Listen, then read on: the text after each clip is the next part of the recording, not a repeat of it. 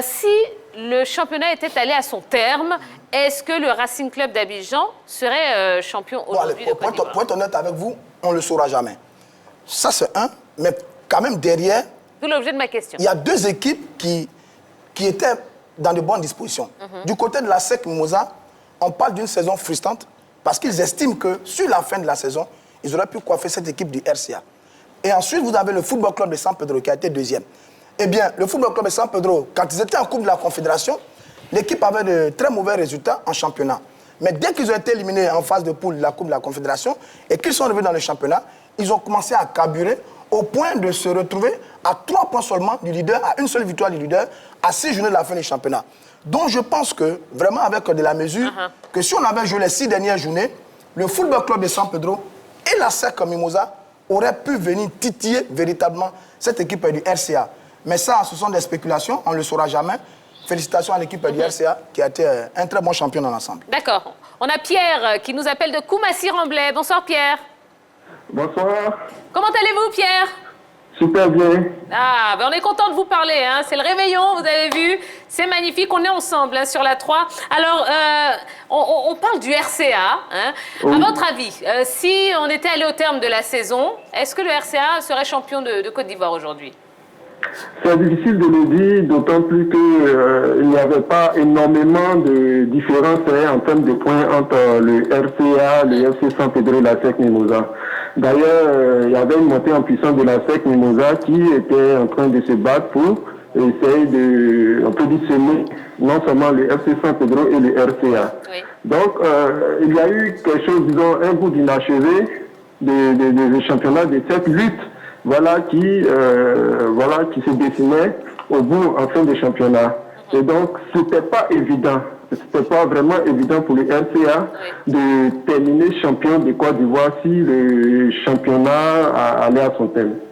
Voilà. D'accord. Pierre, qu'est-ce qui vous a marqué en ce qui concerne le football ivoirien durant cette année 2020? Incontestablement, le feuilleton de l'élection de la présidence de la Fédération ivoirienne de football. Oui. Jusque-là, disons les années précédentes, voilà, cette élection-là se passait quelque peu dans l'anonymat, dans l'indifférence totale des Ivoiriens. Et cette année, on a eu un écho vraiment pas possible. On peut dire qu'il y a eu beaucoup de débats autour de cette élection-là parce qu'il y a eu une personnalité, voilà, qui a décidé de briguer la présidence de l'instance fédérale du football ivoirien. Donc, disons, l'instance dirigeante du football ivoirien. Et donc, cette personne-là, c'est Didier Drogba. Didier Drogba qui est mondialement connu, qui est une vedette du football mondial, qui a fait les beaux jours de Chelsea et aussi des éléphants de Côte d'Ivoire. Et lorsqu'il décide de faire acte de candidature, effectivement, il attire tous les regards sur cette fédération qui, jusque-là, on peut dire que naviguait en eau trouble parce qu'on ne voyait pas très bien ce qui s'y passait en termes de gestion, en termes d'élection, de tout ce qui entourait l'élection à la présidence de la Fédération ivoirienne de football. Mais grâce à lui, il a mis en lumière tout ce qui se tramait là-bas. Et vraiment, ça a suscité de nombreux débats, ça a fait couler beaucoup d'encre de salive.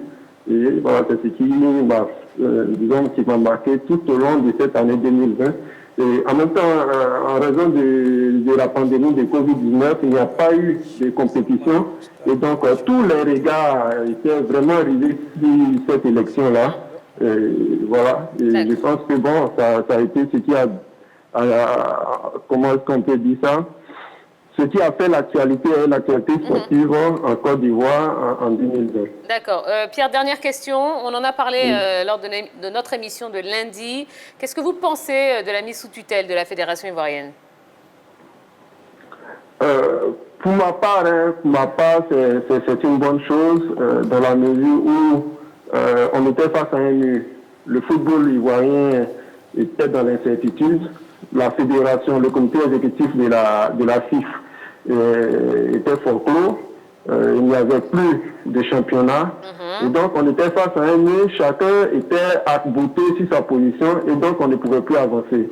Il fallait dès lors mettre les choses à plat et la FIFA a pris ses responsabilités pour instaurer un comité de normalisation afin de clarifier les choses, c'est-à-dire faire le toilettage des textes au sein même de la fédération, puisque les articles, les dispositions des textes de la FIF voilà, étaient interprétés, chacun interprété à sa manière pour dire voilà, telle personne ne peut pas être candidat parce qu'il n'a pas eu tel nombre de parrainages ou telle personnalité pouvait être candidat parce que voilà, c'est lui qui méritait tel ou tel parrainage. On sait dans quelles conditions les parrainages ont été accordés aux uns aux autres. Il y a eu beaucoup de manigances. Et donc là, la FIFA fait bien de mettre les choses à plat et de faire le toilettage, voilà, bien le toilettage des tests afin que voilà, le futur président de la Fédération ivoirienne de football soit vraiment celui qui mérite d'être élu. On ne peut pas, voilà, pour quelqu'un qui a une forte personnalité, qui a, on peut dire qu'il a une légitimité, voilà, on ne peut pas lui faire barrage, voilà, d'être candidat à l'élection de la Fédération ivoirienne de football. Et donc, je pense que la FIFA mettra tout ça à plat et puis on verra qui mérite véritablement d'être candidat ou pas. Merci beaucoup, Pierre, pour votre belle intervention. Et juste pour information, Pierre est journaliste sportif et on voit que on comprend ce soir hein, que les journalistes travaillent ce soir de réveillon et ça nous fait bien plaisir. Ils avaient envie de s'exprimer hein, ce soir sur le plateau de la grande team. Allez, rapidement, on parlait du RCA. Je pense que le RCA n'aurait pas pu être champion si on allait au terme de la Ligue 1, parce que c'est une équipe qui, au mois d'avril, a une tournée à faire en Europe et très souvent, elle part avec son effectif, les meilleurs joueurs de son équipe. Donc, quand c'est comme ça, eh bien, l'équipe décroche un tout petit peu. Elle a réalisé la saison dernière, elle est partie en tournée et puis on a vu l'équipe qui n'a pas pu tenir jusqu'à la fin. Donc, et quand derrière, il y a deux grosses écuries que sont le FC San Pedro et la SEC Mimosa qui venaient en puissance, c'était difficile pour l'équipe du RCA. Allez, on va marquer la deuxième pause de la soirée. N'allez pas très loin, non, on a encore beaucoup de choses à vous proposer jusqu'à 22 h. On parlera du foot international et de ce qui a fait cette année 2020. Et puis, on verra également qui est le plus calé en foot international. Allez, à tout de suite.